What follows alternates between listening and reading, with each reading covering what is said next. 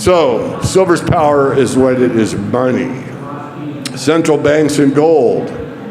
Well, last year, the central banks bought 224 tons of gold in the second quarter. So if silver is treated like gold, the central banks would have bought, what, 224 tons of silver. This is the gold reserves by country. I think this is inaccurate. I know the gentleman that made this chart. He is totally accurate in available data, so I'm not going to argue with him. I think China has much more gold than is stated there, but from this chart you can see that U.S. purportedly still has the most gold at over 8,000 tons. This is interesting. This is from Nick Beresheff. What this shows is as we went into the financial crisis in 2007, 2008, the bank's gold holdings went down, down, down, down. Once that crisis happened, they keep going up, up, up, up. That might tell you something. And by the way, if silver was treated the same as gold, the banks would be buying more and more and more silver. So here we have the crux of the whole argument if silver were treated like gold.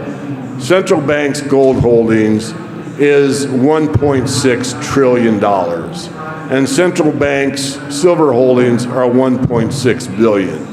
For those of you that are math majors out there, we know that 1,000 is a million, 1,000 million is a billion, which means 1,000 billion is a trillion. So if you've got gold at 1.6 trillion and silver at 1.6 billion, which means that silver would have to increase in value 1,000 times to be treated like gold.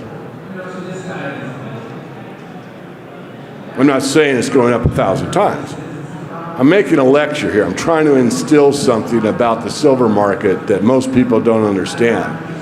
The word silver and the word money is synonymous in all the Romance languages.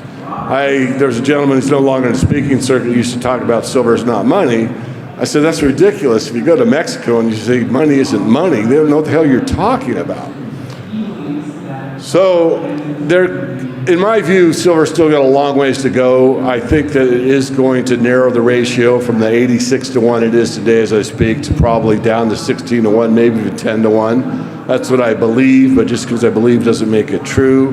But it's much more affordable. And there's a problem. The industrial use of silver keeps going up. Palladium, from a classic economic Austrian perspective, is money. But it isn't treated that way anywhere. Palladium has been on a tear only because of industrial use. Silver could be in that position.